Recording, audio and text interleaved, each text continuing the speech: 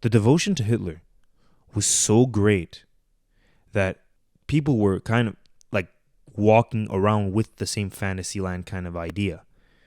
They all knew that the war was ending, but they were still hoping that one final thing can reach the ultimate victory. They can do one final decisive act that can somehow end the conflict. Just one decisive act is going to somehow destroy the whole Red Army. Like, oh, damn, we lost 20,000 soldiers in this one battle. Okay, let's retreat our whole 7 million strong army. The devotion to Hitler, even despite all of the tremendous losses and despite all the lies about the fact that like Wunderwaffe or wonder weapons were going to show up to help the Germans win the victory,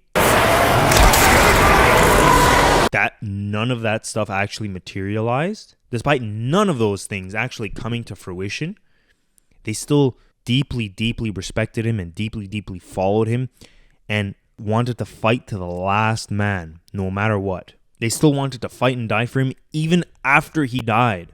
There's even a point where Hitler flat out lies to his new Air Force deputies and tells them, like, this is all planned. I planned for all of them, all the Soviets to pull up to Germany, to pull up to Berlin. I have hundreds of thousands of new, fresh troops, fresh, experienced, battle-hardened troops. I have thousands of new jets that are on your disposal.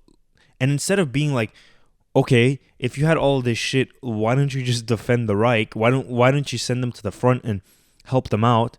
Or if we had all these jets, then what the fuck are we waiting for? What are we waiting for? Just some big decisive blow that's not going to show up? But instead of asking that, which is the obvious thing to ask, the new German deputies, they were like, wow, I can't believe we had so many reserves. And they're like, I bask in your genius, mein Führer. Like, it's the funniest scene. I'm like, what goes through your head to think that this guy who clearly fucking lied to you has any intention to tell you the truth in this moment? He's telling you like no, this is entirely a decoy operation. Like, what?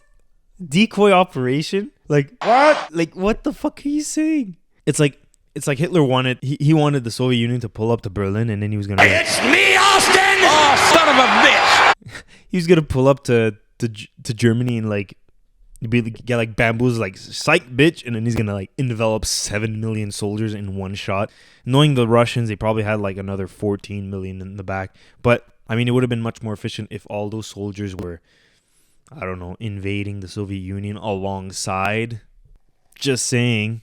Also, the main character seems to be in some way like devoted to Hitler as well. She knows that she's in a precarious situation. She knows that she is about to die. She knows that if she stays in that bunker, she might very well not live much longer than the next 2-3 weeks. But she stays with him anyways. She stays with him because, and then when it's explained to her, she's like, I don't know why I decided to stay.